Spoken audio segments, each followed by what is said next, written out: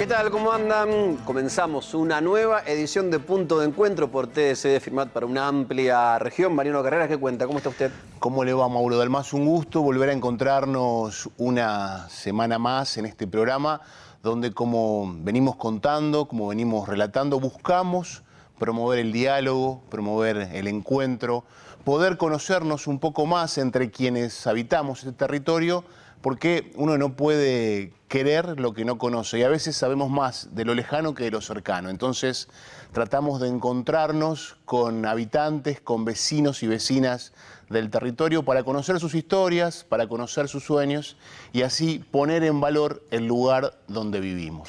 Tuvimos invitados de Venado Tuerto, de Firmat, de Melincue y ahora de la localidad de Murphy. Exactamente, le damos la bienvenida a Agustín Di Mela. ¿Cómo te va? ¿Qué tal, Mariano? Buenas Gracias, tardes. gracias por sumarte a este punto de encuentro. No, gracias a ustedes por invitarme. Y para arrancar siempre decimos que del otro lado hay gente que te conoce, que tiene alguna referencia de vos y muchas otras personas que no. ¿Cómo te presentarías, cómo te darías a conocer ante esas personas para que tengan una noción de quién sos?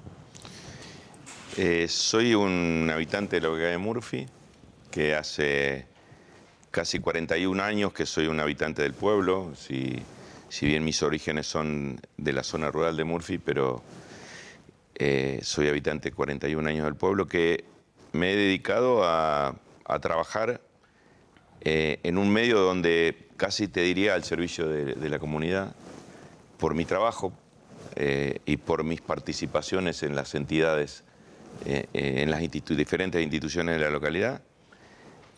Soy una persona que ha forjado su familia en la localidad, mis hijas, y que aún sigo ahí. Tengo innumerables amigos. No reconozco a mis enemigos. Seguramente alguno no me querrá un poco menos, pero no reconozco a mis enemigos. Y bueno, nada, una persona simple, la que se sienta en los bares a tomar café con todos los habitantes. Y nada, eso soy yo, lo que se ve, nada más que eso. Decías, 41 años viviendo en Murphy. Sí. De ahí para atrás, ¿cómo fue? Naciste en la zona rural ahí pegadito, ¿no? Sí, nací, en realidad, nací lejos de la localidad de Murphy, del pueblo en sí mismo, porque nací en el límite con la jurisdicción de Chauvet y Godeken. Estoy casi en la triple frontera. Claro. Viví ahí toda mi infancia con mis padres, mi hermana. Tengo una hermana 3 años y medio mayor que yo. Hice la escuela primaria ahí cerca del campo donde vivían mis padres. Cuando había muchas escuelas rurales en ese momento. Donde había muchas escuelas rurales, un montón. ¿Cómo se llamaba esa escuela? Escuela Provincial número 1006, Colonia La Indiana. Así se llamaba la escuela. Éramos 22 alumnos en total, que entre todos los grados. Y nosotros en mi división éramos 6 primero, después terminamos 8, porque se sumaron 2 más. 8 chicos, una sola maestra. La maestra era todo, era la portera, claro. Era la directora de la escuela, las que nos daba huerta, nos daba todo. Y bueno, ahí hice toda mi escuela primaria. Y después fui a hacer mi secundario a Casilda, en la Sagrada Familia de Casilda. Ahí terminé como técnico electromecánico. ¿Por qué fui a Casilda? Porque, bueno, siempre tuve una orientación técnica y bueno, era la única escuela que en su momento tenía un internado con ciclo completo, porque estaba San José de la Esquina, que tenía medio ciclo, era oficial y no técnico. Entonces, después se completó el ciclo con los años, ¿no? Y ahí terminé en Casilda, en la Zafa, en el año 75. ¿Y el tema del internado era porque para vos también era difícil ir y volver a tu casa, digamos? No había posibilidad de ir y volver, claro, era lejos. Claro. Casilda de la zona rural donde yo vivía estaba a 100 kilómetros. Y por otro lado, vos imaginate un padre, una madre que tiene a su hijo de 12 años, que lo va a dejar en una ciudad Y bueno, la otra opción era Venado Tuerto, que no tenía internado, era más seguro para ellos. Yo creo que fue esa la opción. Y ahí, bueno, nada, terminamos ahí y después me fui a hacer ingeniería a Rosario. En el año 76, con Año difícil. plena dictadura, ¿no? Antes de llegar a Rosario, Sí. ¿cómo era la vida en el campo? ¿Cómo fue tu infancia en el campo? Fue muy linda mi infancia. Yo, digamos, nosotros con los compañeros del colegio nos visitábamos. En ese momento las chacras de los campos estaban muy cerca. No existía la televisión, por supuesto. Recuerdo que en mi casa había una radio y, bueno, que mis padres escuchaban los informativos, las necrológicas y, y después la radionovela, Claro. el radioteatro. Pero después, bueno, nos juntábamos con los compañeros de la escuela a jugar por las tardes. Después recuerdo que en algún momento algún vecino tenía televisión y, bueno, íbamos una escapada a ver, qué sé yo, Los Tres Chiflados en ese momento, Jim West, bueno, esas series que había en ese momento. Y nada, y era eso, la vida cotidiana. Volver a la escuela, ir de vez en cuando al pueblo que íbamos mucho a Godeken, porque Godeken queda muy cerca más cerca que Murphy del campo. Tenía mis abuelos ahí, por ahí nos quedábamos, me sabía quedar en la casa de mis abuelos. Y bueno, esa era la vida cotidiana. Era una vida muy familiar, ¿no? Las familias en esos momentos también en los campos se visitaban mucho. Por ahí juntarse alguna tardecita noche o ir a tomar unos mates a la noche. También había reuniones de cooperadora.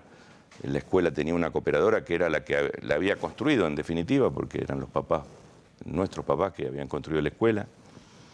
Eso era, nada más. Ayudar en algunas tareas del campo.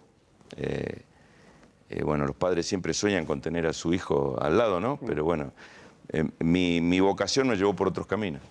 Y esa vocación, decías, en el 76 a Rosario. 76 a Rosario, plena dictadura. Ingresé en la Universidad Nacional de Rosario, en la Facultad de Ingeniería. Ahí estuve un año, hice primer año ahí, trabajaba a mediodía en una fábrica de una familia que era de los Quirquinchos, que inclusive todavía existe esa fábrica y taller que colocan escapes de autos. Trabajaba a mediodía ahí y iba a la facultad por la mañana. Después, en el año 76, cambié de trabajo, empecé a trabajar todo el día, pero en el 77. Pero en el 77 la dictadura saca los turnos noche en las universidades nacionales, así que no podía yo cursar y trabajar al mismo tiempo. Ese año dejé y reingresé a la Universidad Tecnológica en el año 78 y ya ahí terminé la carrera en el año 84. Ingeniero electricista. En el medio tuve algunos cambios de las tareas laborales. Trabajé en algunas otras empresas, hasta que en el año 82 ingresé en Entel. Y bueno, me recibí estando en Entel y en el 85...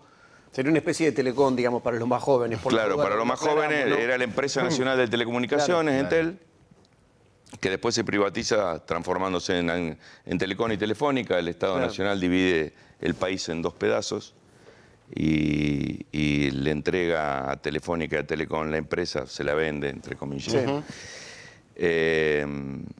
Bueno, yo ya, cuando eso sucede, yo ya estaba en Murphy. Porque eso sucede allá por el 92. Sí. Y yo a Murphy me vine en el 85. ¿Por qué ahí a Murphy en el 85? ¿Estabas trabajando cerca de Rosario? No, estaba trabajando en Rosario. Yo en Entel trabajaba en Rosario. Sí. Sí, trabajaba en Rosario. Trabajaba en una central telefónica, hacía mantenimiento. Si bien tenía el reconocimiento del título, no tenía la categorización dentro de la empresa. Y entonces nos habíamos inscrito con otros compañeros de la facultad que también trabajábamos en Entel, en unas becas que estaba dando Gas del Estado en ese momento. Hoy no existe más, hoy el Litoral Gas, Metrogas, bueno. Sí. Gas del Estado daba unas becas para hacer una un máster en petróleo, en ingeniería en petróleo, rentadas. Y así que, bueno, me inscribí, gané la beca, pero a su vez mi padre en el campo recibía la electricidad que la cooperativa en la cual después yo trabajé había hecho un plan de electrificación rural en el año 71 y llegó hasta el campo de mi papá, que nosotros éramos los usuarios más lejanos de Murphy. Y entonces el que antes era el gerente de la empresa le dice a mi papá si yo no me quería inscribir en la cooperativa porque él se estaba por jubilar. Envié mi currículum, me llaman y en forma simultánea yo recibo la notificación de Gas del Estado para hacer la beca o ir a trabajar a la cooperativa, a reemplazar a este señor. Bueno, me asustó la ciudad, la verdad me asustó la ciudad, pensé un poco en estar más cerca de mi familia y me quedé en Murphy. Ahí fue el 1 de junio de 1984, ingreso a la cooperativa y me voy a vivir a Murphy. Lo marcás como una fecha bisagra, digamos. Y absolutamente. Fue el cambio de mi vida en la ciudad, en Rosario, para ingresar. Digamos, fue una decisión muy fuerte incluso desde la cooperativa. Yo hoy lo pienso y fue muy arriesgado para la cooperativa, para la dirigencia de la cooperativa, tomó una decisión de incorporar a una persona de 28 años, yo tenía 28 años en ese momento, e incorporarla como gerente de la institución. Era muy fuerte tener era un tipo joven, 28 años. Sí, sí. Asumí una responsabilidad de la conducción de una empresa con 28 años. Y yo era un inconsciente, en realidad, absoluto. Acepté el desafío y bueno, en relación de dependencia estuve en la cooperativa 40 años. Claro. Un poquito menos, pero bueno, hoy estoy contratado como asesor externo, pero bueno, es mucho tiempo dentro de lo que hoy es prácticamente mi casa, ¿no? El programa se llama Punto de Encuentro y a lo largo de la charla vamos buscando algunos encuentros que te van definiendo a vos como persona, como profesional, en las elecciones y en las decisiones que tuviste en la vida. En ese retorno a Murphy, digo, no habías vivido ahí, pero estabas vinculado a la zona, sabías de la localidad. ¿Quiénes te marcaron? Digo, porque seguramente hubo ahí un adaptarse, un acomodarse al lugar, digamos, alguien que te guió, mira, pibe, esto es por acá o esto es así. Sí, o sea, dentro de mi trabajo particularmente, un poco me dejé llevar por las circunstancias, por lo que era la conducción en ese momento de la institución. Yo le puse mucho de mi impronta tecnológica y digamos, yo siempre fui una persona que me gustaba mucho emprender cosas, innovar, crear, bueno. Y eso lo pude aplicar porque la conducción me lo permitió, me apoyó en eso. En algunas locuras que yo tuve, bueno, las llevé a cabo. Y después, en el lugar, qué sé yo, soy una persona bastante sociable y me he hecho de amigos enseguida, me resulta fácil la convivencia. Entonces, es más, tenía algunos familiares también en la localidad que incluso hoy viven acá en Firmat. Bueno, algunos de ellos, ¿no? Y así que no me costó relacionarme, introducirme en la sociedad. Después formé mi familia rápidamente porque yo en junio fui a vivir a Murphy, en septiembre me casé y bueno, mi mujer era maestra de jardín de infantes, esa relación social siempre se da con encuentros con otras personas que estaban relacionadas a ella y nada, bueno, así fue mi vida. Me he hecho de grandes amigos en la localidad, algunos que ya no están, pero bueno, poseo muchos todavía. Y ahí estoy. Después mi relación con las instituciones ha sido muy fuerte y ahí el vínculo se acrecentó mucho, ¿no? Se acrecentó mucho, mucho. En el año 89 yo construí el circuito cerrado de televisión en Murphy. Yo también estuve en el rubro de las comunicaciones televisivas. ¿Y cómo fue eso? ¿De dónde tomaste la referencia? ¿Cómo surgió la idea? ¿Qué te acordás? Sí, lo recuerdo. Yo en la cooperativa tenía un proveedor que vendía la parte televisiva y yo siempre fui un entusiasta de la televisión. Y cuando me acuerdo de una situación, me acuerdo que yo había fabricado un muchacho que era compañero en la facultad, que estudiaba ingeniería química, no electricista, jugábamos al fútbol en el seleccionado de la facultad juntos. Un día, a través del advenimiento de la televisión satelital, te estoy hablando de la satelital, no DirecTV, sino de la satelital, cuando empezaban a transmitir los primeros satélites en el mundo, que en ese momento ATC era la primera emisora que transmitía el satélite a nivel nacional.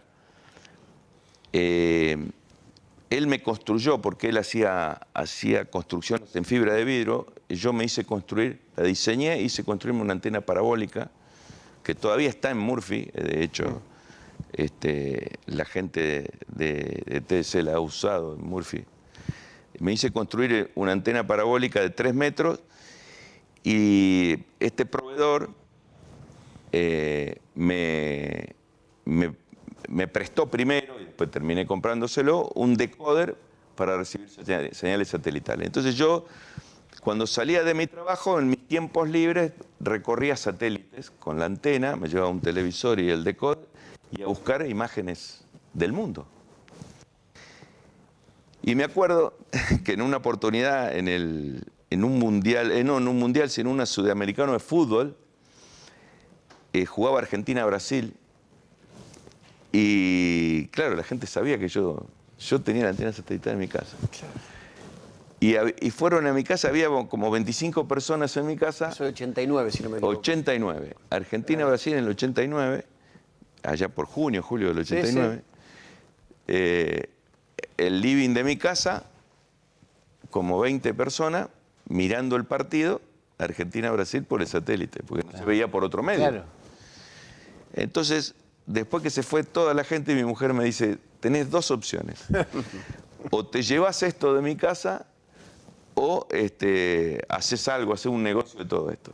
Y así nació la posibilidad de hacer el circuito cerrado. Bueno, esta empresa, yo era un empleado de la cooperativa y no tenía recursos.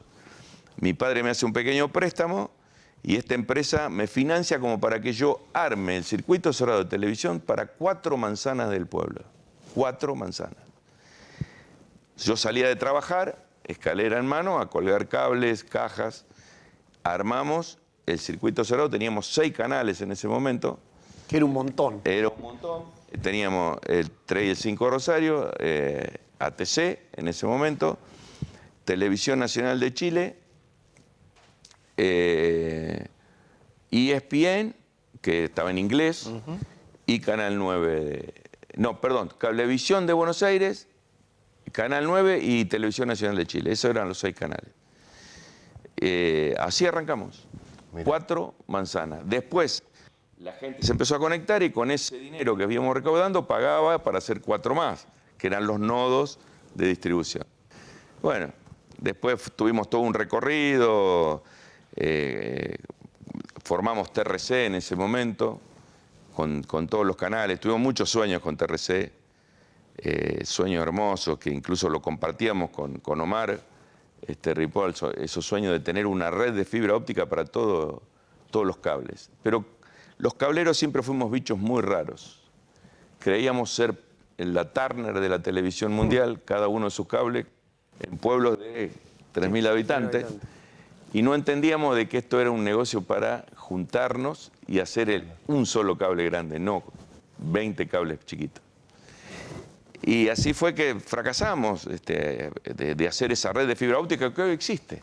Estamos hablando del año 92, 93. Estaban adelantados a la época. Sí, y para ese momento era tremendo.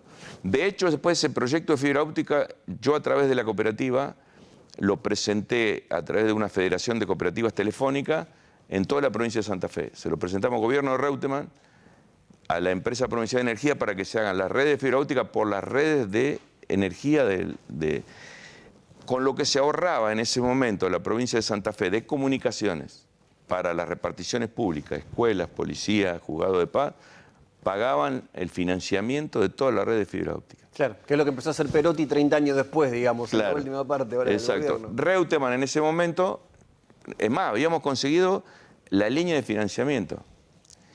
Reutemann en ese momento no quiso endeudarse y por eso no se hizo. Y fíjate, 30 años después se está haciendo. Claro. Bueno, son algunos de los sueños que uno tiene que por ahí no se concretan y terminan siendo realidad en el tiempo y porque alguien tuvo la misma locura que tuviste vos en aquel momento. Y a veces uno va adelantado a la época, esto que decías vos, a veces hay algunas locuras que en el momento no se entienden y que tienen que pasar los años para que puedan comprenderse. Así es. Bueno, esa fue un poco mi historia en el marco de la televisión. Bueno, después... ¿Pensás que cambió la historia de servicios de Murphy? Si mirás esa foto de cuando llegaste como gerente a la actualidad, más allá de la televisión, digamos, porque una cooperativa presta un montonazo de servicios. Nosotros como cooperativa prestamos, excepto el servicio de televisión, todos. Todos. Energía eléctrica, telefonía, que hoy la telefonía pasa, no es un servicio, si bien se sigue prestando, hoy la telefonía móvil la sobrepasó a la telefonía fija. Agua potable, gas natural, servicio de cloacas, servicios sociales y hemos construido viviendas en la cooperativa eléctrica. Bueno, y después, cuando todavía la legislación nacional no permitía a las cooperativas participar como licenciatarios de los servicios de telecomunicaciones, la cooperativa de Murphy impulsó la unión de 6 cooperativas más y se formó en Redes Sociedad Anónima, que fue una sociedad anónima de cooperativas, para prestar el servicio de Internet. En ese momento el servicio de Internet era el dial-up, el famoso módem del ruidito para la conexión. Sí. Y bueno, lo formamos a través de la cooperativa. Hoy la cooperativa Murphy es el mayor accionista de Redes Sociedad Anónima. Sigue en Redes Sociedad. Sigue. Hoy opera dentro de la cooperativa, pero la cooperativa es la mayor accionista de Enredes. Así que nosotros tenemos todos los servicios y a decir verdad, yo a veces recorro el pueblo y me doy cuenta de que en cada cosa que hay plantada o en cada servicio que se está prestando o en cada... lo que está enterrado no se ve, pero sabés que por ahí pasa, tuve algo que ver. Cuando llega el gas a Murphy, por Redes, el gasoducto regional sur iba a llegar hasta Firmat. Sí. ¿Por qué? Porque ese gasoducto se construyó por un convenio que hizo en ese momento el gobierno de Bernet con Gas del Estado, donde el gas del Estado aportaba el equivalente al 50% del gas industrial que transportara ese gasoducto y el resto lo aportaba la provincia para el repago del crédito que sacaba la provincia para construir el gasoducto. Como de Firmat hasta Venado Tuerto no había industrias casi para involucrar, excepto las de Venado Tuerto, no alcanzaba el gas industrial que se iba a consumir para construir ese gasoducto. En ese momento el Centro Comercial Industrial de Venado Tuerto nos convoca, porque nosotros ya habíamos hecho el proyecto, el gobierno de Alfonsín, a través de una resolución que fue la 385, después la reformó con la 441, permitía que las cooperativas podrían hacer redes, los cooperativas de municipios, podían hacer redes de gas para distribuir gas domiciliario. Nosotros teníamos el proyecto hecho para hacer una red de gas con propano-butano, digamos, con Zeppelin, gigantes, ¿no?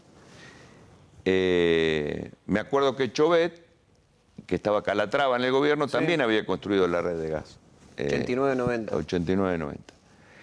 89-90. Bueno, el Centro Comercial Industrial de Venado Tuerto nos convoca a nosotros por eso y empezamos a gestionar en ese momento y logramos, haciendo que la Municipalidad de Venado Tuerto saque una ordenanza para poner una sobretasa del gas residencial. Y la cooperativa de Murphy se compromete a hacer la red de gas residencial para cobrar esa tasa en el término de que se habilite el gasoducto y eso permitía que se repague el gasoducto, esa sobretasa sobre el gas residencial más la sobretasa más el gas industrial.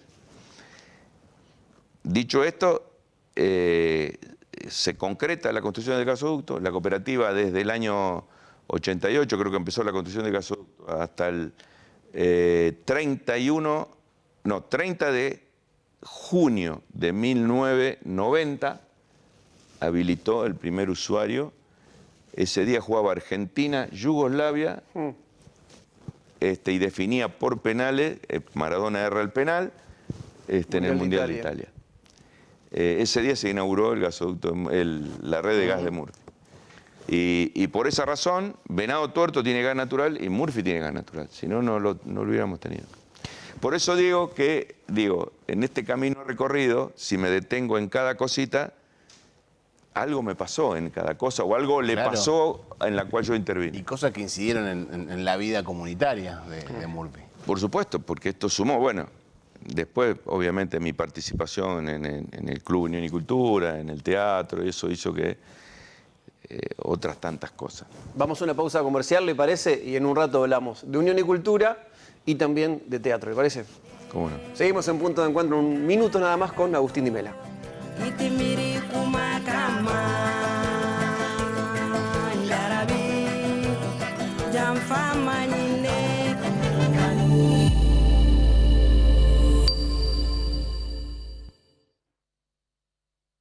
Mutual Anfac, soluciones pensadas para vos. Billetera virtual, préstamos personales, cambio de valores, salud, seguros, ahorro y muchos servicios y beneficios más. Con nueva casa central en Alcorta y filiales en Firmat, San Gregorio y Peirano, acompañando a más de 20.000 socios desde hace más de 16 años. Mutual Anfac, la diferencia es ser socio. ¿Sabías que en JB Repuestos ahora también contamos con servicio técnico? Para seguir brindándote más y mejores servicios, reparamos microondas, heladeras y lavarropas. Tanto sistemas on-off como la nueva tecnología Inverter. Seguimos pensando en vos. Trabajos 100% garantidos. La solución que buscabas, en el lugar de siempre. Horarios lunes a viernes de 8 a 16 horas. WhatsApp 3465-418848, Boulevard Solís 557. Firmat. Encofir te brinda seguridad y confianza. Emergencias médicas las 24 horas. Traslados, visitas domiciliarias, enfermería y consultorio médico virtual.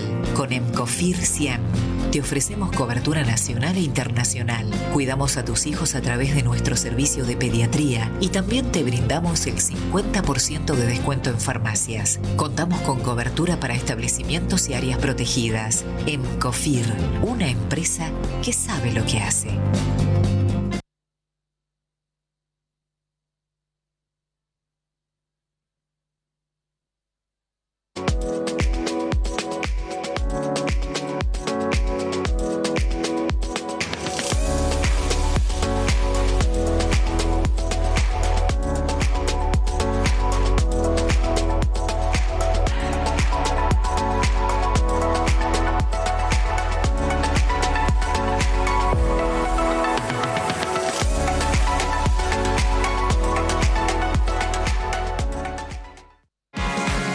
En Dulce Manía podrás encontrar un mundo de golosinas, salados, cotillón y muchas cosas más para todos los eventos y ocasiones de tu vida. Aceptamos todos los medios de pago sin recargo alguno y tenemos muchas promociones para cuidar tu bolsillo.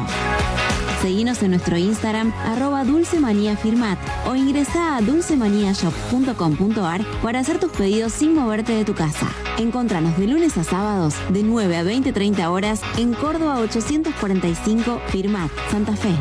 Dulce Manía, un mundo de golosinas y cotillón. Desde el Fredrickson Fútbol Club lanzamos nuestro bono contribución solidario para hacer realidad nuestro sueño: construir nuestro predio deportivo. Para eso creamos Gol de Oro, un juego de pronósticos de la Liga Deportiva del Sur, que tendrá comienzo en la fecha de los clásicos. Jugá todas las semanas en 100% digital en goldeoro.net.ar. Tiene un costo de 3.000 pesos por jugada. Jugá, ganá y ayudá a construir el futuro de nuestro club. Si hay algo que a los santafesinos nos corre por las venas, es fuerza de voluntad. Toda nuestra historia está escrita con esa fuerza. Muy pronto vamos a vivir otro momento histórico, los Juegos Suramericanos Santa Fe 2026. Y estamos buscando los protagonistas de nuestro equipo de voluntarios. Porque este sueño no se va a cumplir solo. Necesita de todos y de cada uno de nosotros. Sumate. Programa de voluntariado. Inscripción abierta hasta el 30 de abril. Más info en santafe2026.ar. Unite a la fuerza de la voluntad. Juegos Suramericanos Santa Fe 2026.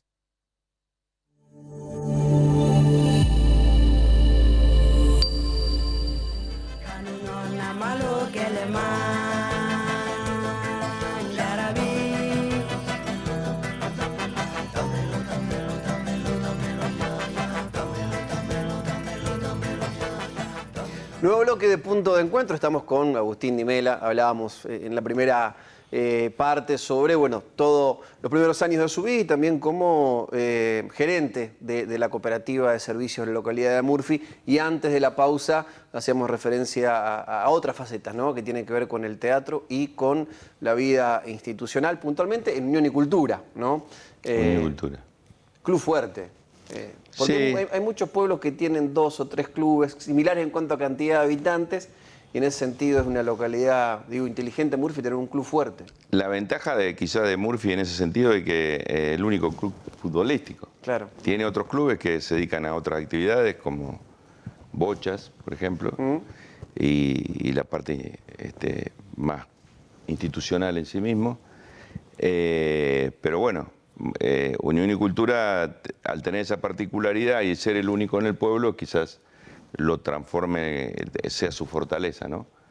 Y bueno, sí, en el año 96, en ese momento estaba el club de alguna manera transitando una crisis desde lo institucional, y una persona me dice, acompañame, dice, aunque sea acompañame. Claro. Dice, acompañame. Esa persona es Daniel Ibáñez, es el papá de Juan Cruz Ibáñez. Y bueno, ahí arrancamos. Él fue presidente en el primer periodo. Después, a través de su actividad comercial, él tuvo que dejar la presidencia. Yo era su secretario y pasé a ser presidente por 17 años consecutivos. Así que le debo esa responsabilidad de haberme puesto en ese lugar y haber transcurrido 17 años dentro del club. ¿Qué sentís que cambió en esos 17 años? ¿Qué cambió en esos 17 años? Nosotros popularizamos mucho más a la institución. Le hicimos una institución un poco más de puertas abiertas. La institución ya tenía un perfil de lo deportivo muy bueno, que fue la Escuela Integral de Deporte, que llamaba, que integraba a casi todos los chicos infantiles de toda la localidad, y eso lo hizo como unificante de los distintos estratos sociales. Había algunos ámbitos, como por ejemplo las colonias de verano, la pileta de natación, que no era tan popular, y nosotros abrimos un poco la puerta en ese sentido. Y la verdad que tuvimos un viento de cola importante en cuanto al acompañamiento de la gente, y después con los resultados deportivos al poco tiempo, ¿no? Varios campeonatos. Varios campeonatos seguidos.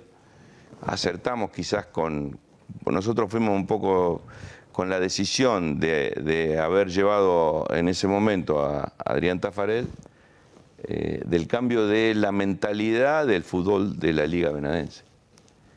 El fútbol de la Liga Benadense pasó a ser, desde el punto de preparación y de la formación, y va un poco más profesional. Más allá de que nosotros no teníamos dinero para pagar a los jugadores profesionalmente, pero pasó a ser profesional desde la preparación, desde la formación, desde el tratamiento de un montón de cosas que cambiaron un poco la ideología en el ámbito de la Liga Benadense. Como por ejemplo, para decirte una cosa que te parece hoy hasta normal, que era jugar con una pelota oficial de la Liga. Claro. En ese momento no se utilizaba la pelota oficial. Entonces voy a una cancha donde había una pelota pelada, otra inflada así, otra ovalada. Entonces... No, pero aparte, en el mismo partido, a lo mejor jugaban con 3 pelotas distintas, que tenían distintos tamaños, una estaba hecha bolsa, si llovía, alguna se ponía mucho más pesada. Bueno, eso fue, por decirte, uno de los grandes cambios, pero, por ejemplo, el estado de los campos de juego. Hoy se juegan en canchas mucho mejores que en aquella época. Sí. Son más seguras las canchas. Hubo un cambio digamos, del pensamiento en sí mismo como organizar un torneo de fútbol. Hoy, actualmente, se sigue jugando un torneo que se inició y que fue un proyecto que presentamos nosotros desde Unión de Cultura hace 23, 24 años atrás. Todavía se sigue jugando el mismo formato de torneo. Desde cuando se volvió a implementar la A y B en la liga, ese formato de torneo hoy se sigue jugando con muy pequeñas modificaciones. Y en eso fuimos un poco impulsores, esos fueron grandes cambios.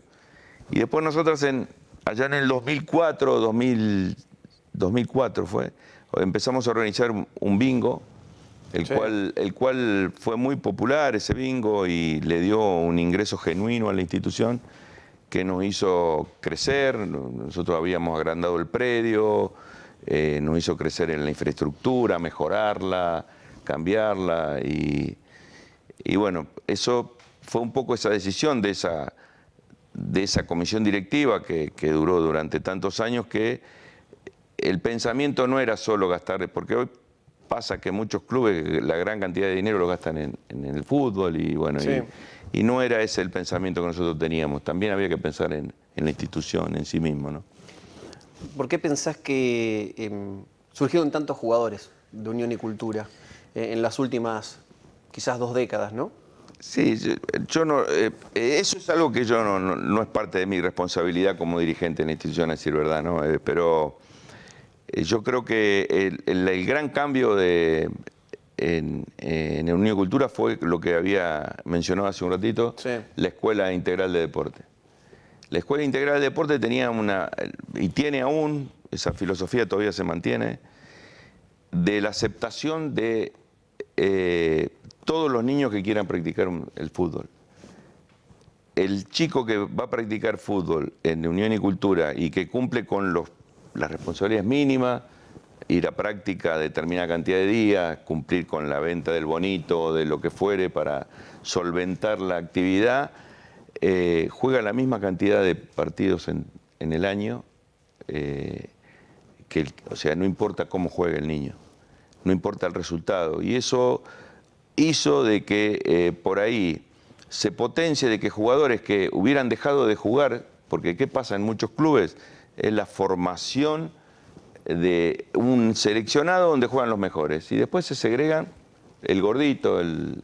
Nosotros hay un jugador que yo siempre menciono que era el gordito en infantil y terminó siendo el arquero de la primera división durante 15 años porque se lo dejó en el plantel. Bueno, digo, eso entre otras cosas, y segundo porque habrá habido una generación de talentosos que tuvieron la posibilidad de ir al profesionalismo, de estar en el momento adecuado, qué sé yo, en el momento justo y en el lugar adecuado. Entonces, eso hizo de que hayan tenido tantos futbolistas.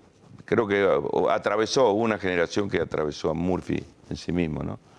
A lo mejor en otros clubes, como no estaba el formativo tan pensado de ese lugar, hubo muchos chicos que quedaron en el camino.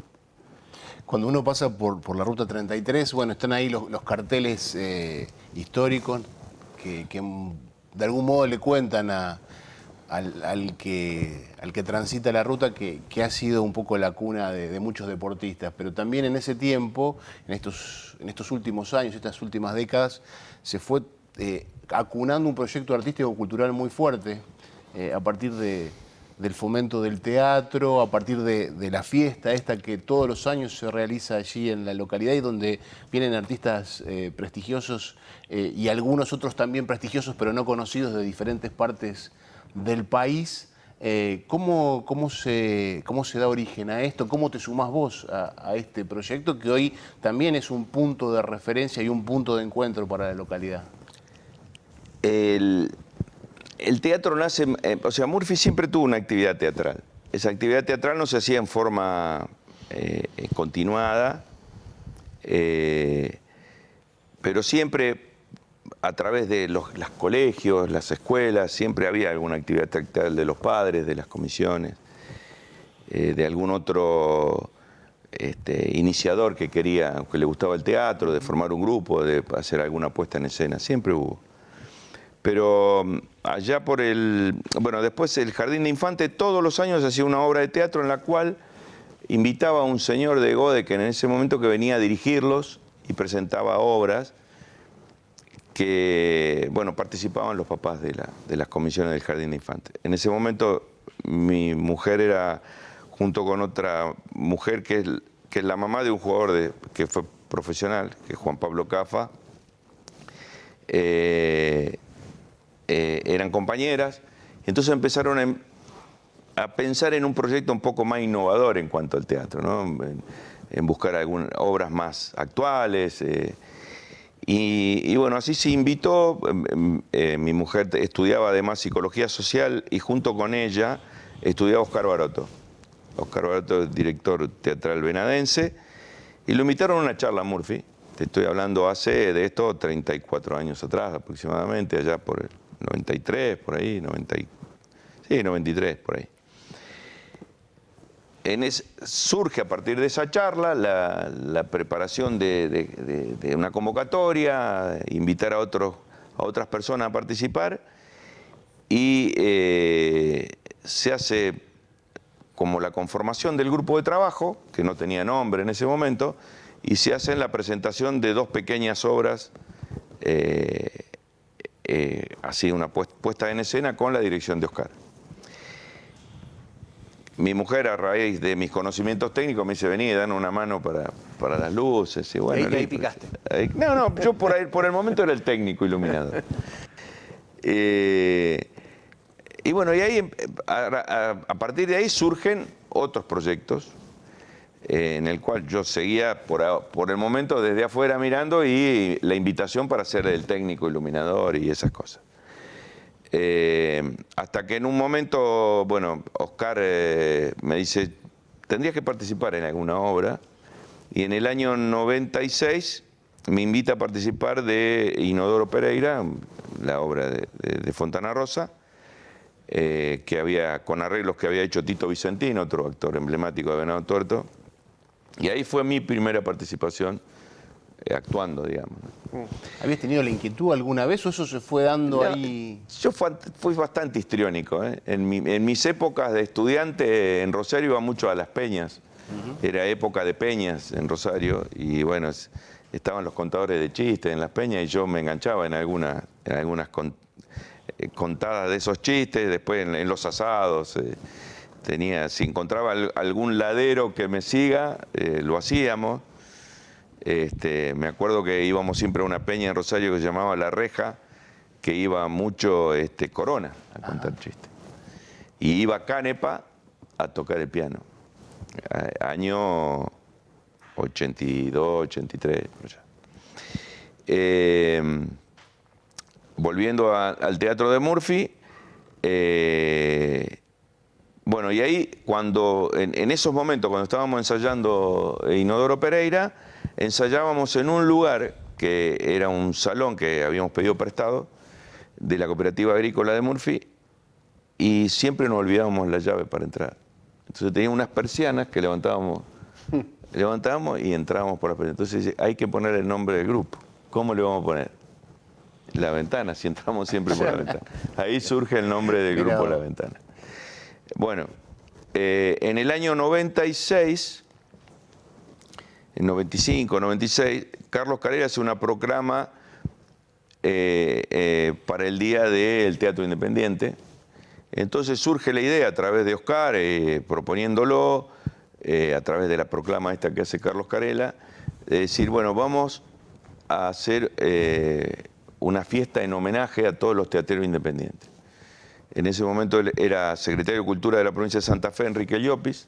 Sí, los invita, Enrique Llopis viene a Murphy, y se hizo en ese momento la puesta de 2 obras a través de un artista santafesino, Florentino Flores, que era un gran artista santafesino, que hacía títeres y además hacía obras para adultos.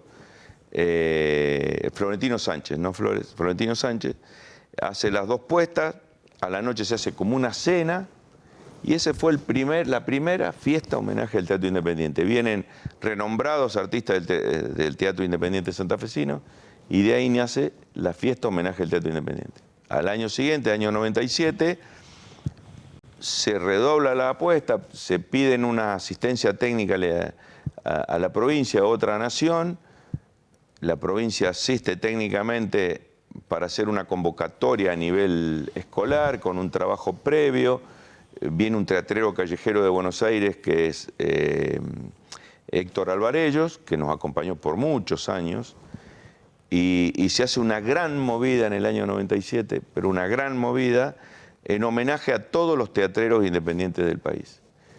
La comuna sigue esa propuesta, en ese momento estaba Emilio Marciano, y se construye el monumento al Teatro Independiente, que fue diseñado por una arquitecta de ahí de Murphy, que bueno, lamentablemente con la pandemia fallece, que es Sonia Ferrero, que es el monumento que actualmente está en Murphy y perdura a través del tiempo.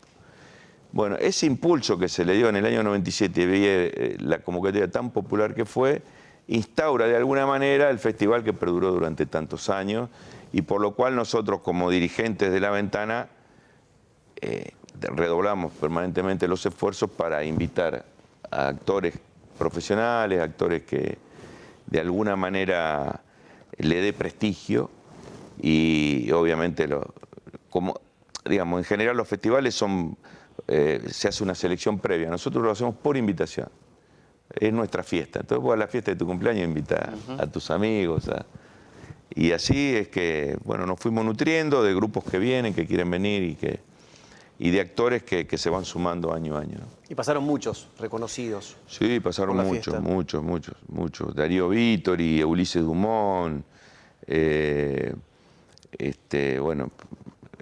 Federico Lupi, el Negro Vallejo, infinidad de actores. Bueno, por ejemplo, Dayub vino 3 veces a Murphy.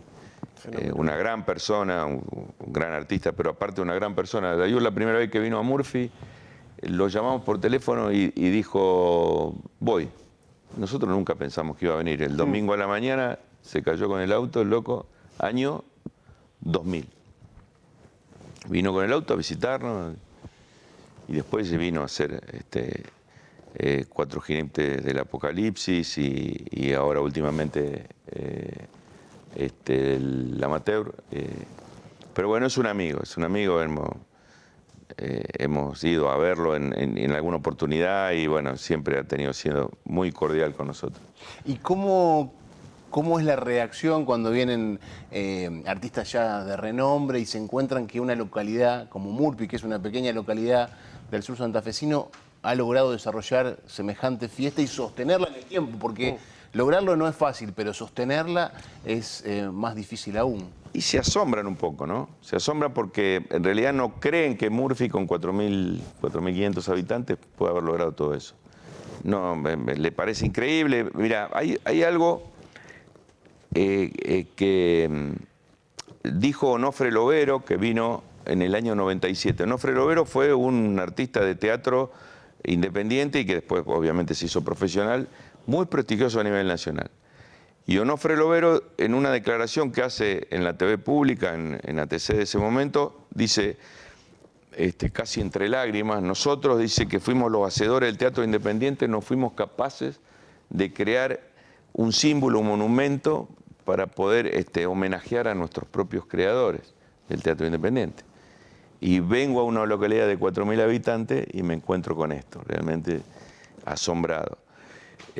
Así como tantos otros, ¿no? Y bueno, y hay un video en YouTube, si ustedes lo buscan, en época de pandemia, Dayub hizo muchos videos así de su vida, que se llama La Llama. Véanlo, el video La Llama de Dayub, donde él cuenta su primera experiencia cuando vino a Murphy, y qué le pasó a él haber llegado a Murphy, exagerado un poco teatralmente, pero cuenta de que cómo la gente iba al teatro, cómo la gente vivía el teatro en un pueblo como Murphy, ¿no? Y para nosotros realmente es una satisfacción haber logrado eso, ¿no? ¿Y el Grupo La Ventana qué representa para la localidad? Digo, aquellos que alguna vez pudimos ver alguna obra también del grupo, uno se sorprende, al menos las primeras veces, después ya uno conoce del prestigio, del recorrido, pero particularmente cuando fui a ver Las Obreras, y uno sabe que es un grupo de la localidad de Murphy, la verdad que el primer impacto fue sorpresa por el despliegue, por el talento, por el trabajo, digo, muchas cosas. ¿Qué representa para la localidad, qué representa para la región, desde tu mirada, desde tu experiencia? Yo creo que La Ventana es muy respetada en la región. Pasa como, qué sé yo, por ahí hacer comparaciones es odioso. Quizás para muchas personas, qué sé yo, La Ventana no haga un teatro experimental donde tenga una mirada más del desarrollo artístico desde el laboratorio. Es más pasional el teatro de La Ventana, no menos profesional. Si hay algo de que siempre lo hablamos con Oscar, este tema, de que cada apuesta que nosotros vayamos a hacer le pongamos el mayor profesionalismo, no solo desde lo actoral, sino desde lo escenográfico, desde el lumínico, desde la fotografía que vos ves en el escenario cuando vas a hacer una presentación de una obra. No es más que una sucesión de fotos, y lo que esa imagen te devuelva al público lo hace más real o menos, de acuerdo a la calidad que vos le presentes. Nosotros tratamos del trabajo de hacerlo lo más profesional posible. Y yo creo que nosotros somos muy reconocidos en ese aspecto. Porque además somos el único grupo, o uno de los pocos grupos de la región, que hacemos tantas giras. Nosotros con nuestra obra vamos a todos los pueblos de la región, y no tanto de la región, sino también hemos ido a Paraná, hemos ido a Santa Fe, hemos ido hasta Chile, con Obreras fuimos hasta Chile. Y eso muchos grupos de la región no hacen eso. Porque nuestra impronta de llevar toda la carga de la técnica, ir con un carro con toda la iluminación y la escenografía a cuesta, no lo hacen. Y mi experiencia, te cuento, porque yo participé después, por ejemplo, en Perfume de Campeones. Perfume de Campeones, los actores de Perfume de Campeones empezaron a hacer giras con nosotros. Porque con Oscar los llevábamos de gira. Y ellos felices de hacerlo, y porque por ahí no tienen esa impronta de girar, son más de quedarse en el espacio o ir a lugares donde la cosa está acomodada, donde no hay que llevar una luz.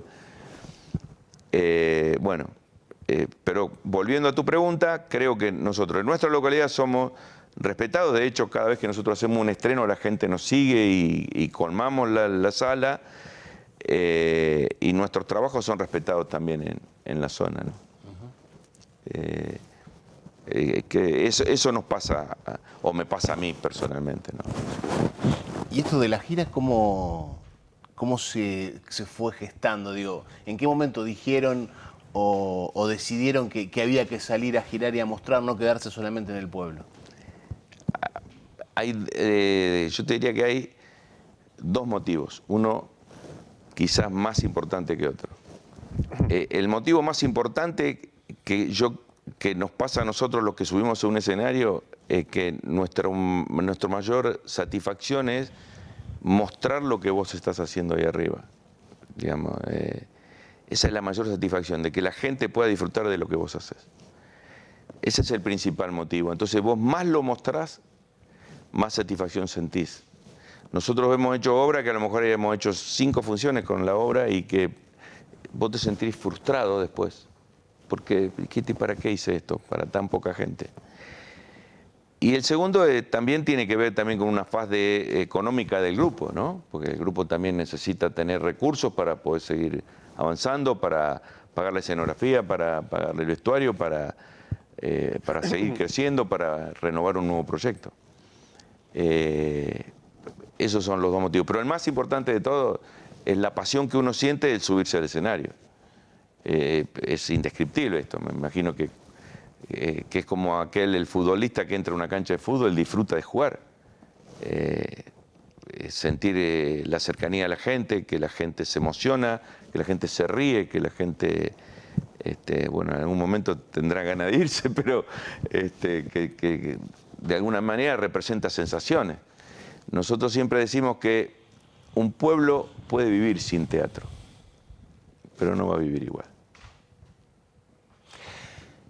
Estamos llegando al final de la charla y siempre preguntamos cuál fue el encuentro o uno de los encuentros más importantes de tu vida. O sea, cuando mirás el camino y decís, che, la verdad que seguramente hay varios, pero por mencionar uno o dos de esos encuentros que sentís que te trajeron hasta acá, que te definieron, que te dieron una forma, una identidad, te hicieron dirigente, te hicieron actor, te hicieron seguramente muchas otras cosas porque uno cumple muchos roles en la vida y vos has cumplido muchos roles. Pero ¿cuáles de esos encuentros ponés en valor hoy? El encuentro más importante de mi vida, digamos, mi logro más importante de mi vida fue tener una familia, tener 2 hijas hoy, que son mis compañías, me emociona hablar de ellas, por supuesto. Que todavía siguen bancando al viejo con sus locuras. Yo creo que fue mi mayor logro, en cuanto a formar la familia. Y creo que mi segundo gran logro es seguir teniendo sueños. He cumplido 69 años ya, pero sigo teniendo sueños. Sigo teniendo sueños en mi trabajo, en mis proyectos con mi trabajo, en mis proyectos como familia, en mis proyectos teatrales. Nosotros en La Ventana tenemos el gran sueño de tener nuestra propia casa y ese gran sueño que va a tener el nombre de mi mujer, porque ella fue la creadora del grupo junto con Sonia. Bueno, lamentablemente ella no está ya acá, pero va a tener el nombre de ella y mi gran sueño es terminarla, que tenga el cartel ahí y poder hacer alguna representación en ese espacio que va a ser como mi segunda casa y seguir vinculado con la sociedad. En el club volví a estar después de muchos años y con un grupo de jóvenes que me tienen, no sé si como el anciano de consulta, pero que me tienen y que me valoran. Me siento valorado por eso. Pero sobre todas las cosas eso, seguir teniendo sueños, seguir teniendo objetivos, seguir teniendo luces en el camino a la cual yo quiero llegar y quiero lograr llegar y disfrutar de haber llegado. Agustín, un placer. Gracias a ustedes. Gracias por visitarnos. Cerramos Punto de Encuentro con Agustín Di Mela. Gracias por haber estado del otro lado.